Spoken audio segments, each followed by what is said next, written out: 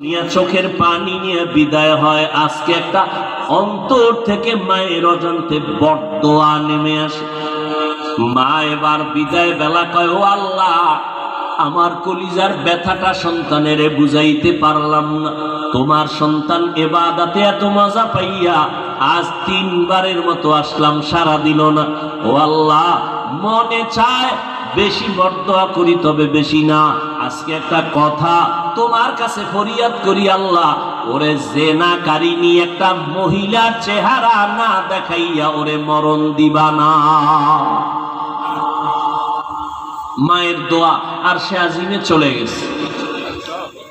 3 দিন সন্তানের আশায় দেখা করতে, সেও সন্তান দেখা দিল না। ইবাদত আল্লাহর জন্য পাগল। মা এবার বলেই ফেললেন, আল্লাহ, জেনাকারিনী মহিলার চেহারা না দেখাইয়া আমার সন্তানের মরণ দিও না। আমাদের কাছে এটা মারাত্মক কোনো বরদোয়া না, কিন্তু একজন খাঁটি আল্লাহর বান্দার জন্য কঠিন একটা মুসিবত। মা যদি বলতেন যে জিনা না করাইয়া কবরে নিও না, তো আরো কঠিন হয়ে যাইত। যদি বলতেন, ও আল্লাহ, জিনাকারিনী মহিলার সাথে জিনা করাইয়া কবরে নিও, মা বরদোয়া করতে দেরি আর সে আজিমে কবুল হইতে দেরি হয় না। কিন্তু মা এটা বলে নাই, হালকা ভাবে বলছে, আল্লাহ, আমার সন্তানের জিনাকারিনী মহিলার চেহারা না দেখাইয়া কবর দিও না, কারণ আমার সন্তান জীবনে কোনোদিন বেগানার দিকে তাকায় নাই, কোনোদিন বেপর্দা নারীর চেহারা দেখে নাই। একজন খাঁটি আল্লাহওয়ালার জন্য সব থেকে বড় এক মূল্যবান সম্পদ বেগানার থেকে নিজের নজরকে হেফাজতে রাখা।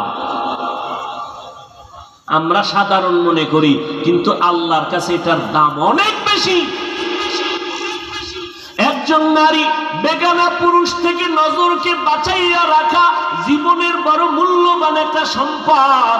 একজন পুরুষ বেগানা নারীর চেহারা থেকে নিজের নজরকে বাঁচাইয়া রাখা মূল্যবান একটা সম্পদ।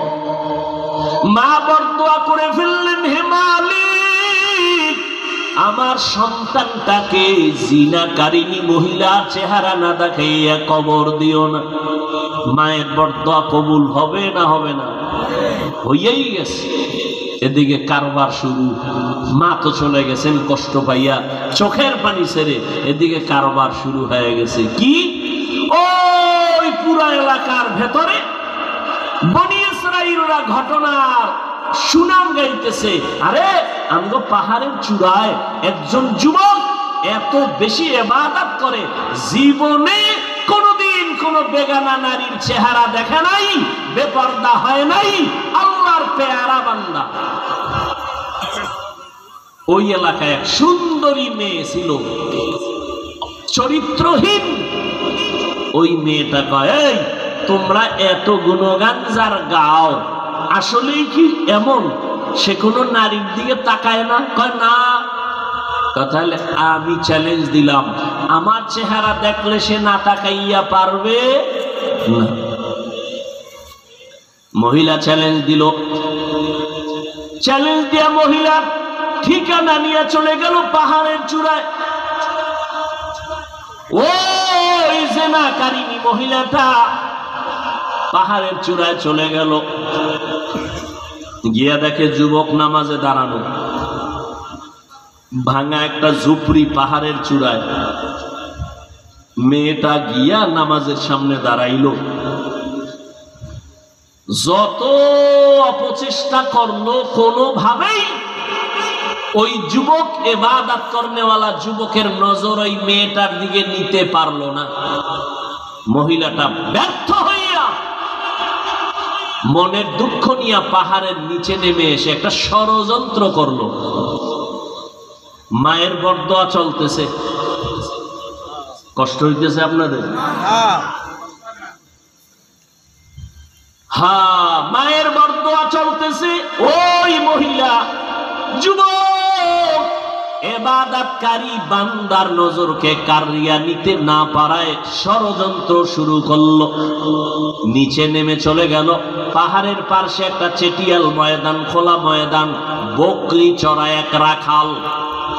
ওই রাখালের কাছে চলে গেল, গিয়া রাখালের সাথে জিনা করলো। ওই রাখালের জিনা করার মাধ্যমে পেটে একটা সন্তান আসলো, অবৈধ সন্তান। এই সন্তানটা দুনিয়াতে যখন ভূমিষ্ঠ হয়ে গেল, এই নারীটা এত বড় খারাপ একটা নারী, দুনিয়ার পুরুষগুলোকে ধ্বংস করার জন্য যত লাইনে ষড়যন্ত্র আছে, এর মধ্যে বড় একটা ষড়যন্ত্র বেপর্দা নারী। এই নারীটা জিনা করছে কার সাথে বলেন? রাখালের সাথে। সন্তান দুনিয়াতে আসছে, এখন সন্তানের কোলে নিয়ে এলাকায় ঘুরে আর প্রশংসাকারীরা, তোমরা যে ইবাদত গুজার বান্দার এত সুনাম গাইলা, তোমার ওই ইবাদত গুজার বান্দা আমার সাথে জিনা করছে, ওই জিনার কারণে এই যে সন্তান। কঠিন।